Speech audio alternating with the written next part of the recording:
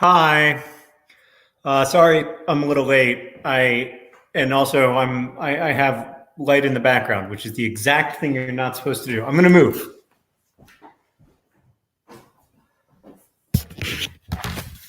This may be worse, but it will involve less light in the background. Oh, I'm drinking one of the last Corona beers, like in our house, but also in the world because they stopped making them. So, hi. I wanted to just give you an update on how things are going, what's going on in Sierra Leone, what's going on with Partners in Health, answer any questions that you may have, etc. So first off, thank you for continuing to support Partners in Health in this difficult time. Shockingly few people have had to end their pledges so far, which is amazing, and we are really, really grateful for that. In fact, the level of support hasn't gone down much at all, and that's amazing. We are really, really grateful for that. So thank you.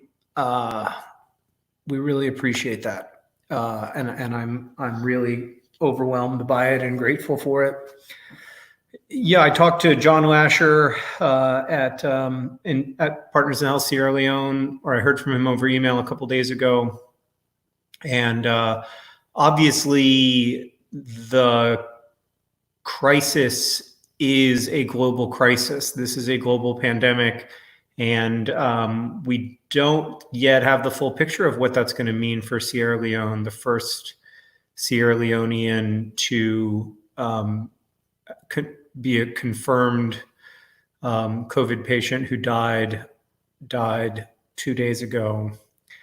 But there has been exponential growth in the number of cases, and there's what's called community spread, which is spread where we don't know where the person who tested positive got the disease. Like they didn't have any known contact with someone else with the disease. So Sierra Leone, I think, so for a little bit of context, like Indianapolis has, I think, 3,000 ventilators per 1 million people.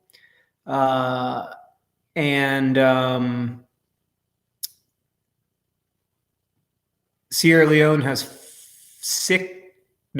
two. Sierra Leone has about 2.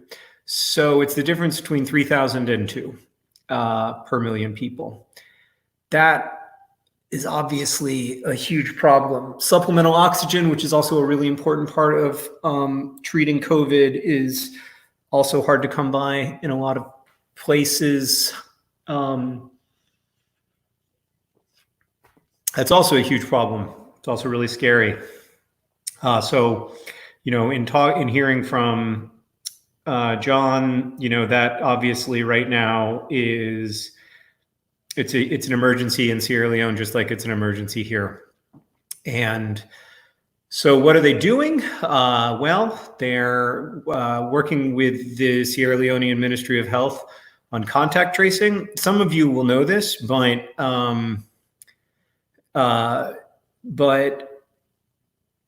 Partners in Health is doing the contact tracing for the state of Massachusetts. It's the first or the largest statewide contact tracing program that we've been able to put in place so far in the United States. So the state of Massachusetts is working with PIH to use PIH's decades-long experience with contact tracing in the hopes that as the amount of community spread starts to go down through effective contact tracing, people who have been in contact with known cases of COVID will be able to self-quarantine, for a period of 14 days or however long it ends up being. And it's really hard to see how we get back to anything approaching normal without contact tracing. And so, as Partners in Health has a very long and proud history of doing, they are hopefully showing the rest of the country the way, in the same way that they showed the rest of the world the way when it came to treatment of multi-drug resistant tuberculosis, and showed the rest of the world the way when it came to how to provide, complex care for HIV patients in impoverished communities. I think that they are hopefully showing the way for how we're going to do contact tracing in an effective way in the US. They are also doing that in Sierra Leone. So I think tomorrow, I think the contact tracing training begins, where community health workers will be working with Dr. Byler Berry and several other people who have experienced contact tracing during the Ebola outbreak in Sierra Leone in 2014. And so community health workers in Sierra Leone, in every district of Sierra Leone, are going to be trained in contact tracing. Now, to start, I think it's only a few people in each district. The districts are big. I mean, Kono district has a population of 500,000 people. 3 or 4 community health workers doing contact tracing is only going to be able to do so much, but that is what they have and what they're able to do. And so they're going to do that. As far as treatment of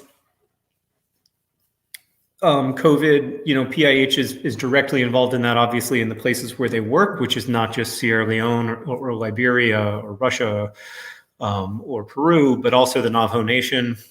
The Navajo Nation has had more COVID cases, I think, than 19 American states. So it is a definite crisis point. Everywhere in the world that is impoverished is going to, or very likely going to experience this, in a way that's disproportionate. And that's true even in our communities, right? I mean, we all know that in our communities, the people who are most affected by this are the people who are most vulnerable. And poverty plays a big role in that. Structural injustice plays a big role in that. And so, we're looking, and when healthcare systems get strained, the people who have the least access to those healthcare systems in the first place tend to be the people who are most harmed by the strain on the healthcare system. So, now more than ever, PIH's model of offering a preferential healthcare option for the poor is a really, really important one. So thank you for your continued support. I know that some of y'all won't be able to continue doing that forever, and I totally get that, and we absolutely understand. But thank you for doing it while you can. I appreciate it. Allison says, I keep thinking about the long-term model that the Sierra Leone project is setting up and how it can impact responses to emergencies like this in the future. Yeah, I mean, we need stronger healthcare systems, right? We are seeing in the richest countries in the world that we need stronger healthcare systems that do a better job of serving everyone and that have some excess capacity, that aren't built just on being as efficient as possible, but are built on resilience, being able to be a resilient healthcare system, not just an efficient one, not just a profitable one, but a resilient, strong one that can withstand shocks, that has excess capacity most of the time. And in poor countries, we're seeing now, in places like New York and Washington, there are, individual hospitals or individual communities where really, really difficult choices have been made about who gets care and what kind of care. Those choices have to get made every day in impoverished communities. And I mean, I saw them get made. I think everybody who's spent even a little time in the Sierra Leonean healthcare system knows that that's just the reality. And so we do need to build a stronger healthcare system. So the other thing that I wanted to say before I take some of your questions is that the Maternal Center of Excellence remains really important. It remains a priority for PIH, and it remains a priority for us, for me. We're not changing our pledge. The money that we give to support relief efforts, to support COVID treatment, to support the distribution and sourcing of PPE, manufacture of PPE, that money is separate from the Maternal Center of Excellence commitment that we're making. Because, as John Lasher said to me in the email, maternal mortality is going to go up this year in Sierra Leone, probably because of this. And so it's not less of a priority. It's more of a priority. It's not less of a problem. It's more of a problem. The resources are limited, and obviously, I think it's a lot harder to raise $25 million than it was 2 months ago. But the resources are always limited, and yeah, so it remains a priority. I don't know what the timeline looks like right now, but they're still moving forward. They're still doing what they need to do to lay the groundwork. And, in addition to having y'all and the fundraising that you're doing and that you've done, I know PIH is still looking to reach out to foundations and the kind of big donors who can make a transformative difference when it comes to this. So and then the last thing that I want to say that I think is really important, and I'll have, hopefully you may have been getting these updates. Let me know if you have, but I've been getting emails about that contain audio updates from Sierra Leone, where John Lasher will be talking to Dr. Barry or someone who works in nursing, or somebody or a community health worker, and they're just little short, like 10-minute updates, and they sometimes, like, because they're made primarily for like people who like have a broad introduction to global health, sometimes they can be a little bit difficult to follow. Like they use jargon or they use shorthand, abbreviations, stuff like that. But it's really helpful. It's just really helpful to know what things feel like on the ground and what people's priorities are day to day. So I really recommend just subscribing to this YouTube channel where they post them. It's really great. I don't know if Nikki, can you post the YouTube channel? Maybe. So and Partners in Health says that they're starting a podcast of those updates soon, which is great.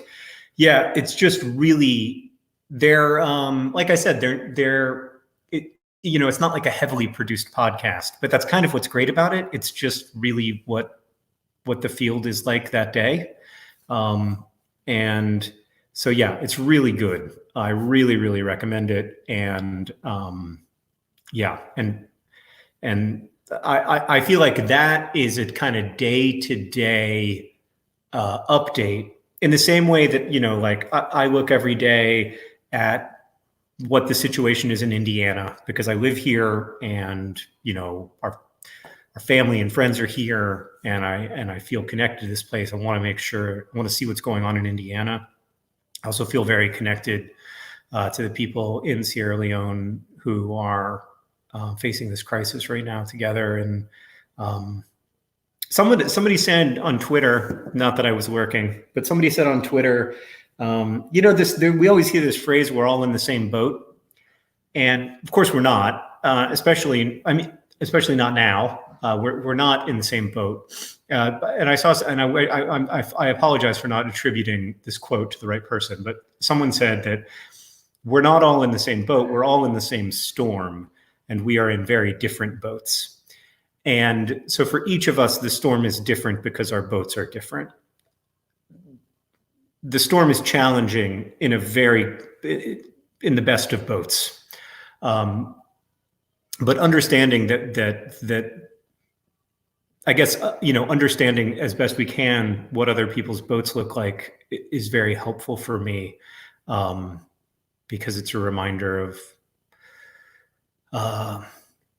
how much work there is to be done and how critical it is, how critical it remains. So I'll answer your questions now. Pluff levels are high. That's pretty understandable. Yeah.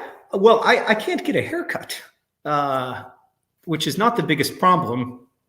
It might be the smallest problem, but it is. I don't know when I'm going to get a haircut. It's okay. It's just going to keep happening. I'm very happy to see y'all, though, even though we're here. Una says, how much has it gone down? Which is a good question.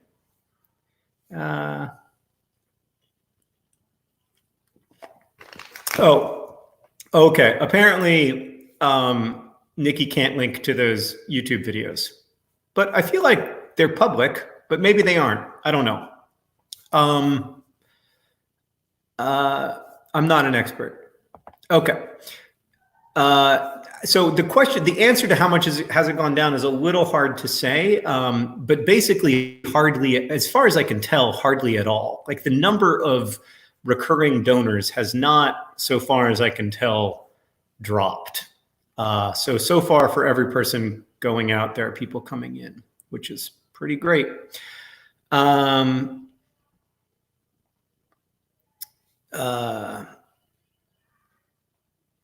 Julie says, I'm committed to my pledge and saving toward the 2-year matching fund, but I've contemplated whether to divert any of these funds from the Sierra Leone project to a general fund. Any thoughts? No, I don't know. I wish I could tell you, like, maybe Partners in Health is in comments, so maybe they'll have a take on this, but I really don't know what the best thing is. I mean, it's so hard because, we've been saying from the beginning that we've got to treat maternal mortality like the crisis that it is. But then to have this crisis on top of it is disorienting. So I wish I could tell you the answer. Chrissy says Partners in Health has a great Instagram, that's good. That's good. Follow them on Instagram. Yeah. Oh, this is not a book stack. It's a trick. See, it's just a trick. We got it at Bed Bath and Beyond a long time ago. Yeah. So I don't know what to advise. But I think that I just don't know. In the medium run, we need a stronger healthcare system. Like here, I don't think there are a lot of healthcare systems that were strong enough, as it turns out. But we certainly need a stronger healthcare system that does a better job of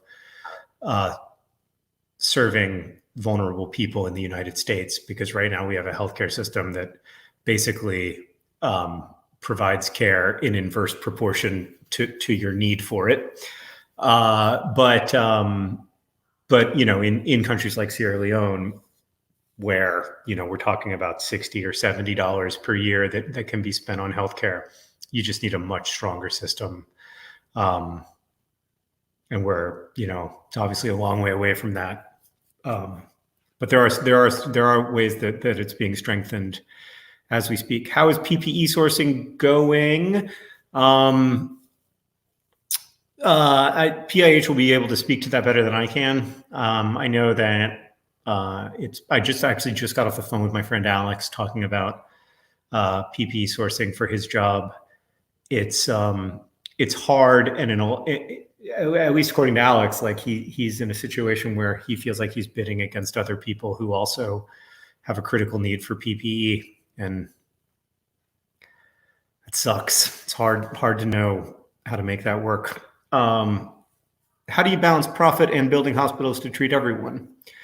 I don't know. I don't think you necessarily have to balance them. I don't know that healthcare systems need to be profitable. I think they need to be sustainable, but I don't know that they need to generate more revenue than they spend. Hank and I have had businesses that don't generate more revenue than they spend, and it's gone okay. It's obviously not a perfect comparison, but yeah, I think that there are lots of models actually of healthcare systems that don't turn a profit, but do a reasonably good job. The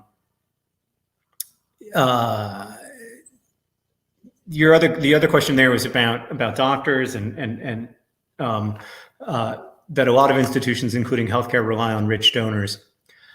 I think the strongest healthcare systems are not that reliant on rich donors, but a lot of times it takes a fair amount of activation energy in the form of capital to get to that place, even in poor countries. Like even if you look at a country like Rwanda, which has a much stronger healthcare system than in, for instance, Sierra Leone, you see that initially there was a lot of outside support for the healthcare system.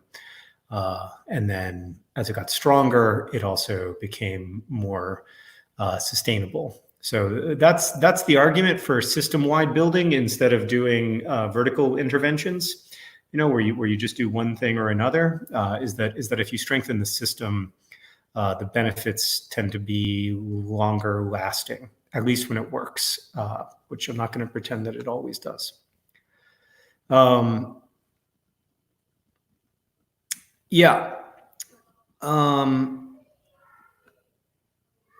Where can we find those, John? I don't now see. Apparently we apparently they don't exist. So I was not telling you the whole truth.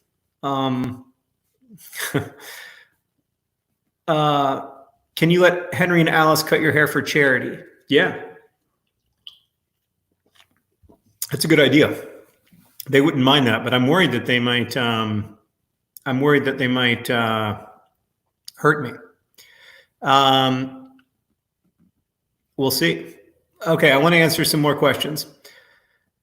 How should we respond to those who claim that we shouldn't help other countries as long as there is a shortage of supplies in our own country? Yeah, so I think that wrongly imagines that one's nationality is all that matters, or that even one's nationality is one's chief identity as a human being. Like if we've learned anything in the last 6 or 8 weeks, at least so far as I can tell, it's that microbes don't care about nationality. They don't care about, well, I guess this is a virus, not a microbe, but viruses don't care about nationality. They don't care about geographical borders, and like attempts to close borders were, I think it's safe to say, like totally unsuccessful, or at least almost totally unsuccessful.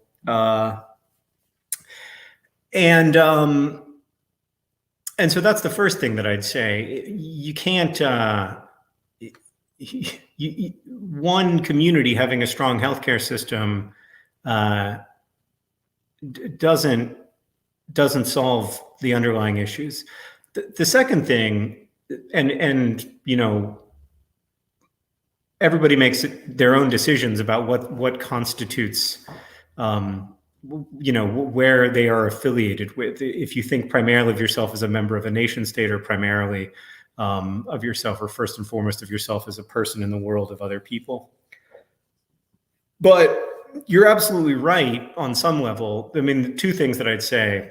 One, I do think that there is a big place for local work, and because like I know Indianapolis, right? I know Indianapolis much better than I know Kono or Koidu Town. And I know which food banks in Indianapolis are in the hardest hit neighborhoods. And I know which food banks are the best at efficiently distributing lots of food to the people who are most in need of it. And so it totally makes sense for me to support food banks in Indianapolis, because like I have a better than average understanding of poverty in Indianapolis, of unequal access to healthcare in Indianapolis. And when I go outside of myself, like I don't have a perfect understanding, by the way. And the only reason I have a better than average understanding is because I've done a lot of listening to people because I care about the city. But when I go further away, I maybe know less, and I have to trust other people more. But when you have a partner that you know you can trust, or that you have a lot of trust in, like us with Partners in Health, working together for the last 10 years, seeing their long-term, the long-term response to long-term problems, for me, that is another place where I feel like I can have a disproportionate effect, because I know that PIH does good work, that they have a really good international reputation, and I've seen it in several different places over a long period of time. So that's, to me, I mean, Max, I don't think you're going to convince anybody who doesn't want to be convinced, and maybe that's okay. Like, I always feel like this is it's a long-term conversation, in the same way that this is a long-term attempt to address long-term problems. But it's, and everybody has different issues, like some people really care about, some people want to focus on the mistreatment of animals. Some people want to focus their philanthropy on trying to bring about, new, different legislation in the country where they live. I'm not really here to make the case that there's only one way to bring change to the world. But I do think that Partners in Health has a very good plan and a very good partnership with the Ministry of Health to build a stronger healthcare system in Sierra Leone for the long run. And that for me is where the opportunity is. So that's kind of how I frame it in my mind, but I think everybody has a different way of thinking about it.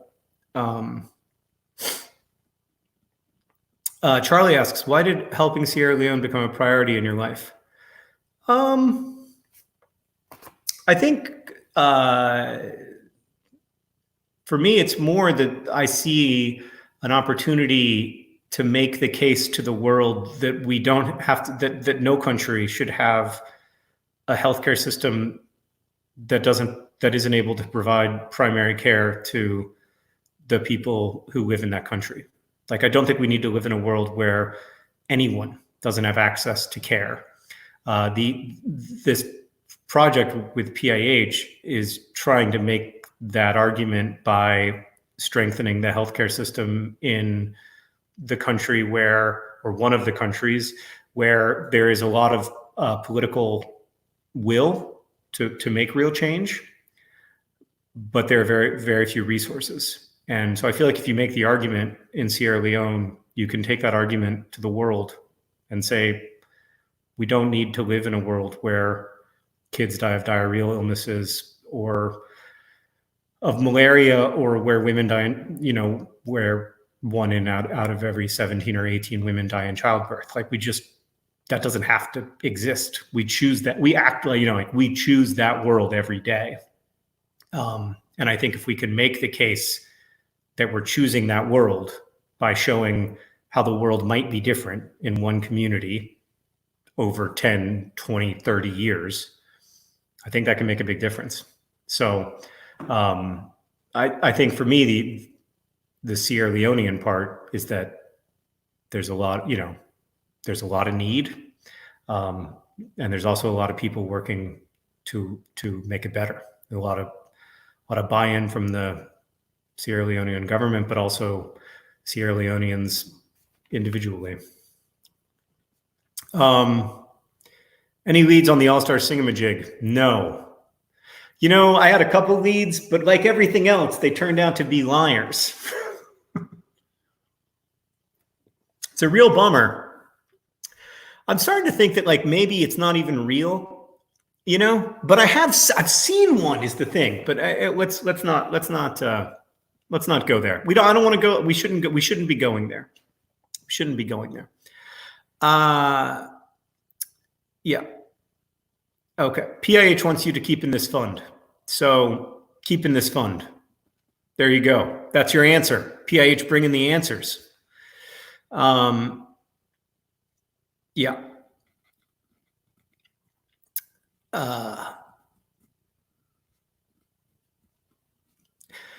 Yeah. So this is just really hard in general. And I've been overwhelmed. I'm sure a lot of you have been overwhelmed, just like trying to get through the week. And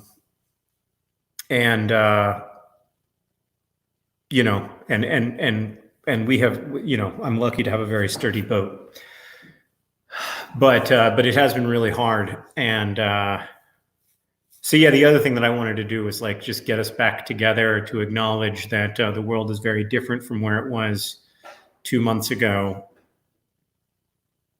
What was that noise? Oh, it's a printer. It's a printer. Oh my God. That was properly scary. It's the printer. Oh, at first I thought maybe it was a squirrel. And then I was like, oh God, the squirrel's inside the house. But it's not. It's just the printer. Maybe y'all didn't even hear it. It's possible you didn't even hear it. Imogen says, are there ways for people to volunteer remotely? That's a good question that I don't know the answer to. It's a very loud printer. That's a good question that I don't know the answer to. And I wish I did, but I really don't. So one other thing I wanted to tell you is that we are working, and I may have missed a bunch of questions. So if you had another question, re-ask it, please. The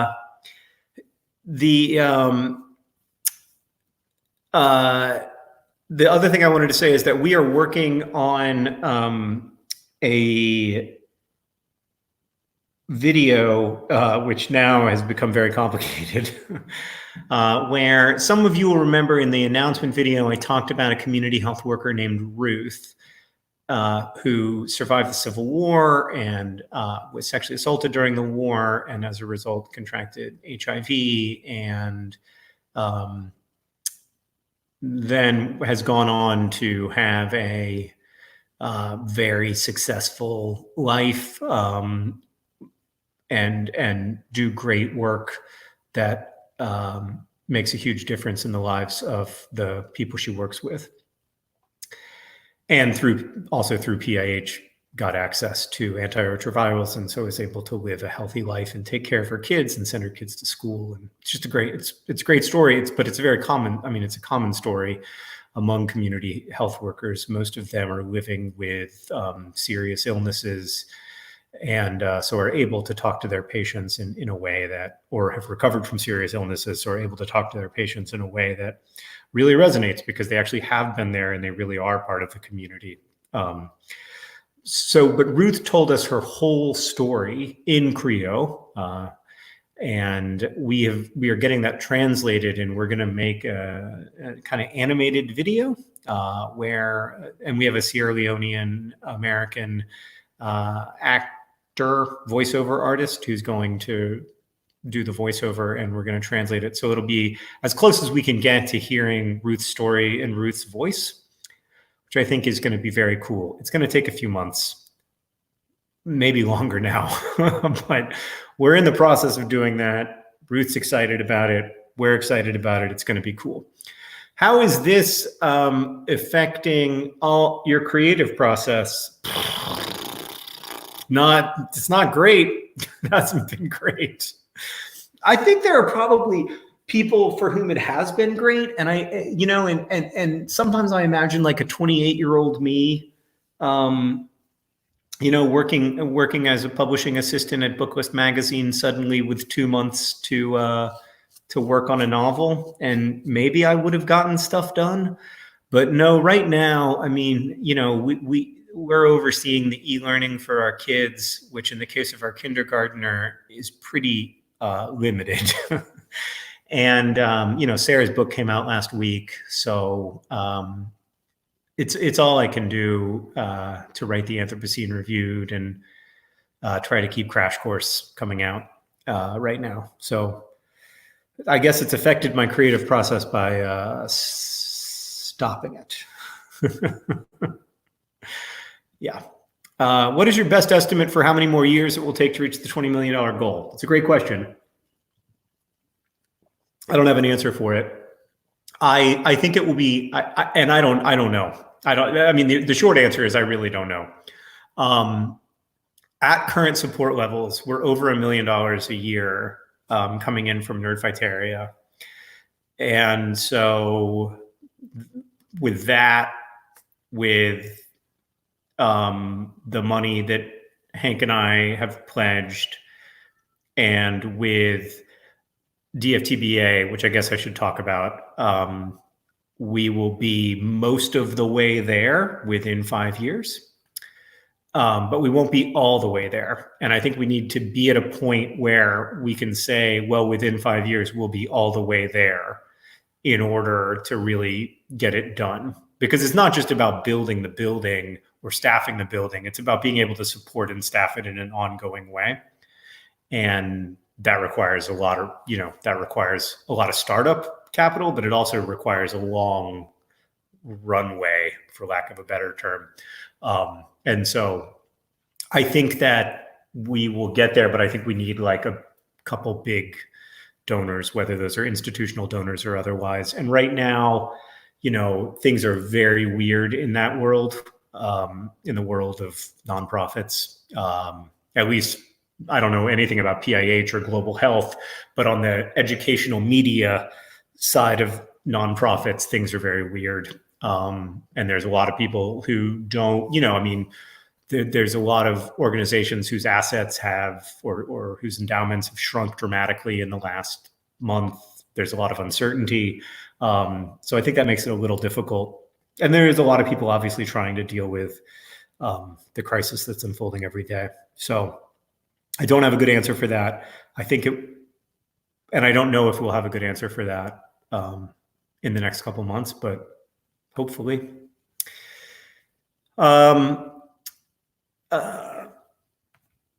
Yeah. So everybody heard the printer. Someone asked about the availability of contraception in Sierra Leone, particularly during this outbreak. I don't know about particularly during this outbreak. And also availability is a little bit of a complicated word because lots of things that are available that are not widely utilized, or there's lots of ways of saying that things are available when they're available, but they're not widely utilized. And that's all. It's also, it's complex because you don't want to take there's always a risk with this stuff of taking I don't know how to say it except for neocolonialist or neo-imperialist view, so the short answer is that at every clinic and hospital I visited that was supported by PIH, there was lots and lots of family planning tools available. Yeah, I can't speak to every clinic in Kono because I didn't visit everyone, but the ones that I saw that were supported by PIH had a lot of family planning options. And I think that also, that's part of the expansion of the MCOE is being able to provide better tools to women and families for choosing and timing their pregnancies as they wish.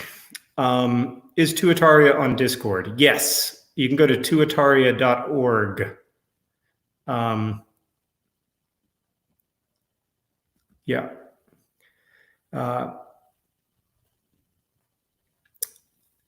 Ciro says, how can we be okay with being unable to help other countries? I don't know. I don't have an easy answer for that question. It's a good question. I think that we can't, it's both true that we choose this world. Like we chose to live in a world with healthcare systems that are this strong. And it's true that we kind of like didn't choose that, because it was we made a series of choices along the way that made sense at the time and felt reasonable, and ended up with massive levels of disparity and injustice.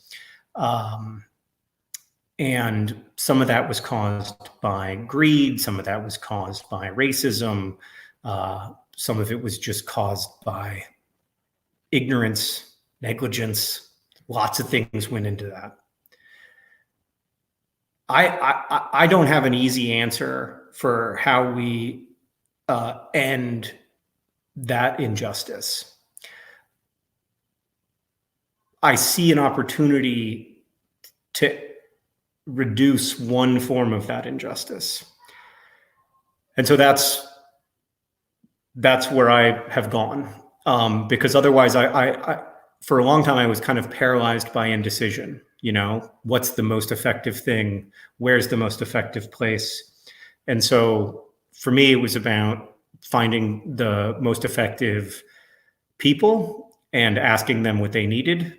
And we kept being sent to Partners in Health by many people we asked over a long period, over many years of talking about this stuff with, smart people and people from all different kinds of perspectives. And when we went to PIH and said, where do you see the biggest opportunity to make the case that we don't need to live in a world with this level of injustice when it comes to healthcare? They said, West Africa. So I guess that's my only answer. Yeah.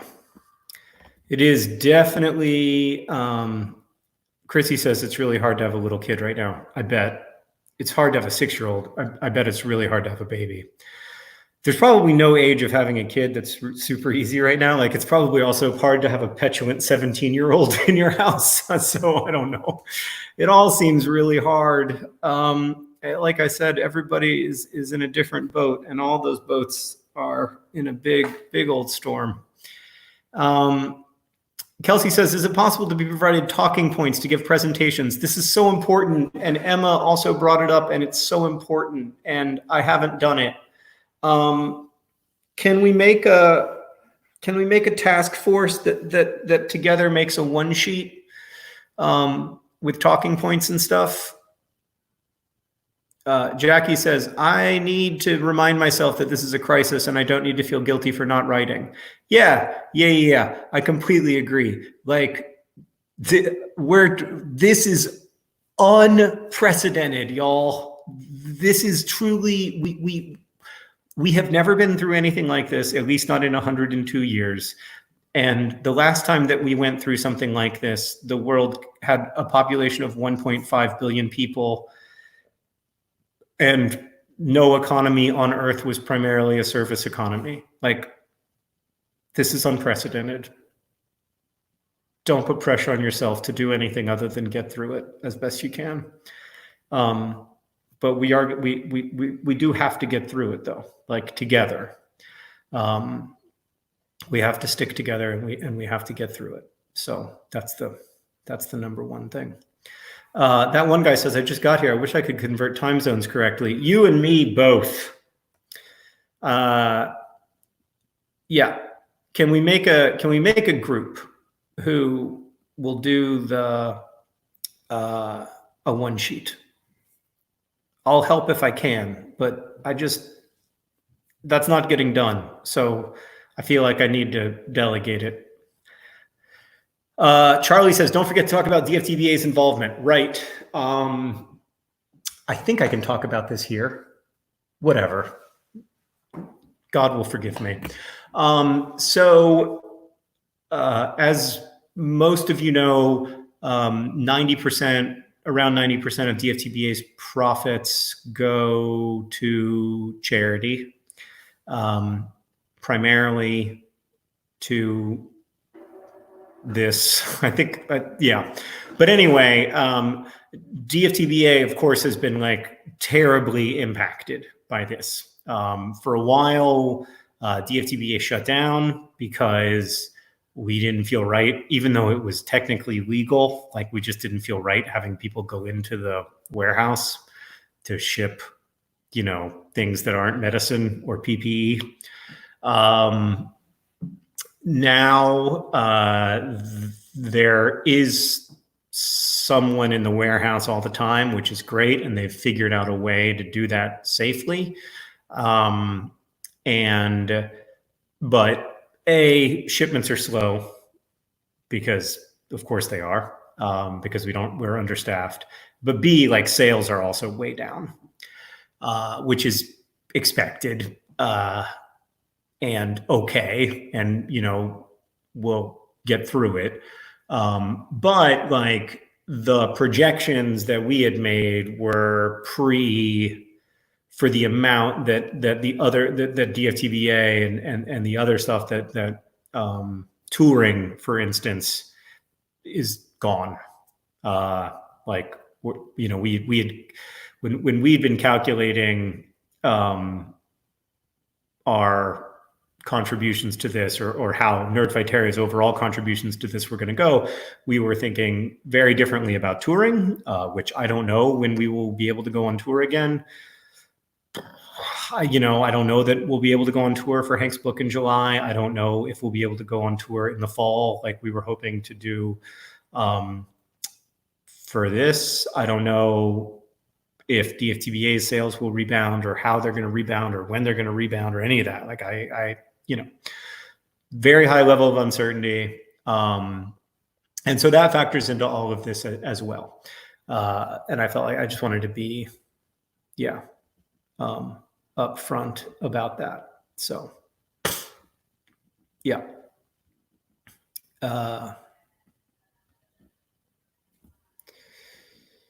Yeah. Okay.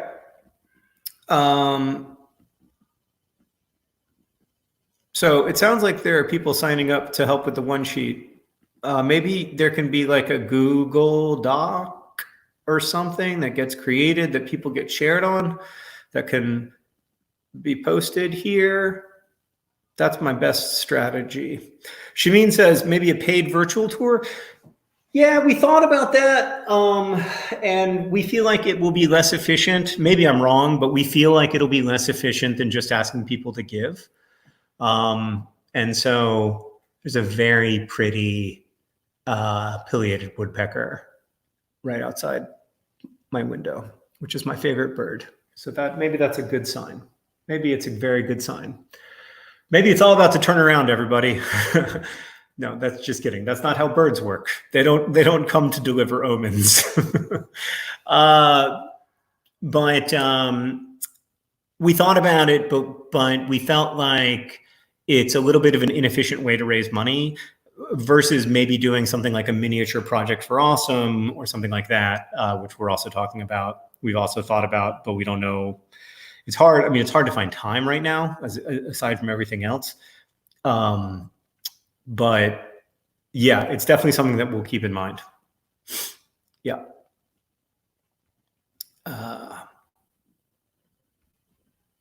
Okay. Yeah. Brandy says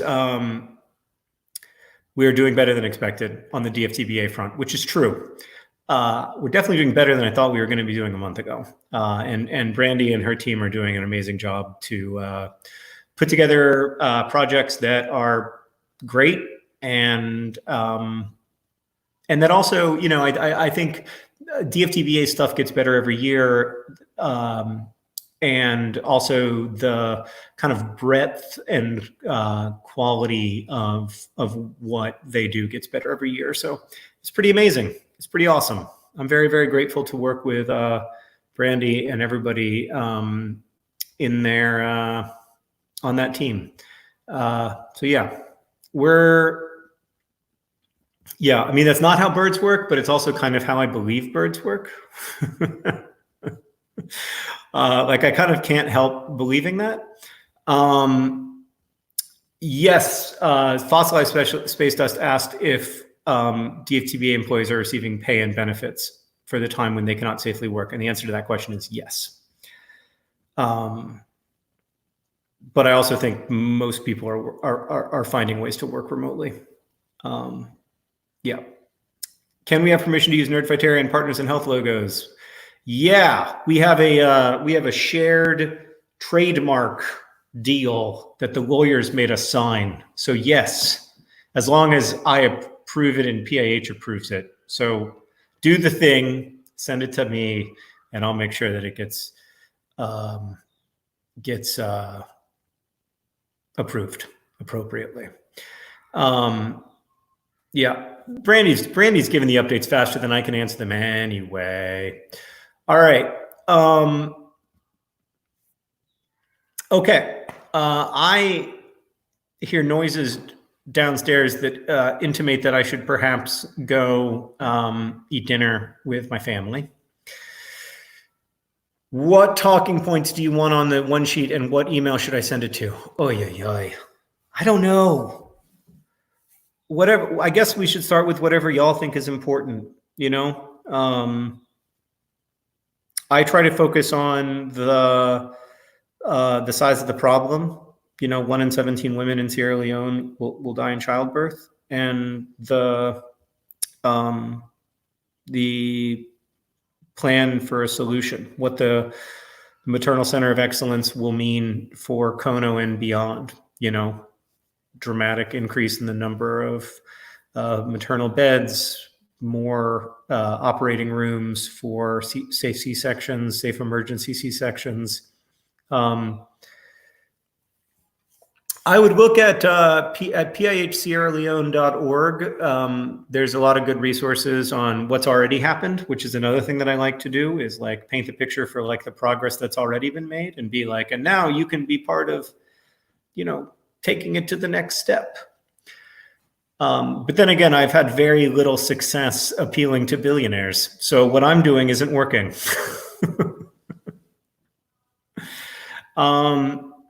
Yeah. Can you send me the link to the PowerPoint you showed us last live stream? Nikki can, I think. So Nikki will do that. I think the idea of the one sheet is to pursue additional donors, to so that you have something to kind of give you a guide for how you talk about this. If you talk about it, if you feel comfortable talking about it, when you talk about it. I'm not here to tell you to evangelize. I'm here to tell you thank you.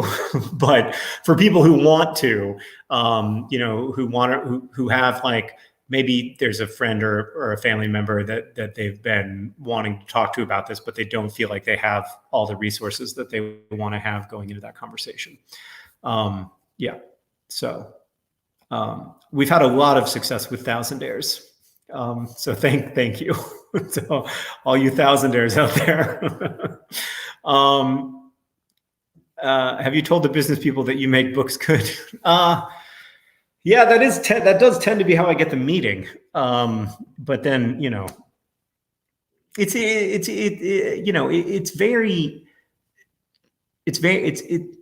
an interesting world. It's not my world, and it's not a world I want to live in. I guess that's what I would say about it. I think in the end anyway, if this is going to work, it needs broad support. It does need some big institutional or individual backer. In fact, it probably needs a few. It already has some, and I'm very grateful to those people, especially if they're here. But I think for this to work, part of what makes it different is that it's a lot of people coming together and a lot of people paying attention, and that holds people accountable, both on the donor side and on the other side. But it also pushes us all forward. We are all pushing each other. It's like a Peloton. I already hate this metaphor, but I'm already in cycling, where a big group of people cycling together just go much, much faster than any individual could. And so I think the breadth of the support is part of the story of why this is succeeding and why it will succeed. So I wouldn't want to lose that. I wouldn't want to change that. I wouldn't want it to be just one person coming in with a ton of money. Although if any of you know a person with a ton of money, I would be happy to talk to them. Okay. I can't speak to the PayPal issue. It's very hard to get monthly payments through PayPal. I can speak to that part of it because we've tried to do it on other projects and it's very, very hard. So PayPal, I mean, maybe they're changing that because everything is moving to monthly, everything is moving to subscription base, but it's just not been part of what they like to do. Okay, so Nikki will be helping with, which thank you, Nikki. I know you're stretched, but thanks. And again, it's really nice to be able to be here and talk with y'all. Just a nice hour. So thanks. Nice, really pleasant hour for me. And I kind of needed it today. So I appreciate you being here with us and the chance to talk about this. And really grateful to PIH and everyone at PIH in Sierra Leone who's working to try to mitigate this catastrophe. So thanks again. Whatever boat you're in, wherever you are in the world, I hope that you know and that you feel that you're not alone. We are going to get through this, and we may feel alone. We will feel alone. Each of us will, but you're not alone. Even the people who are distant from you now still are with you, and the people who are distant from me are with me, including those who are gone now, still with us, still helping us, still holding us together, and still pushing us ahead. So we're going to keep going, and I feel very, very lucky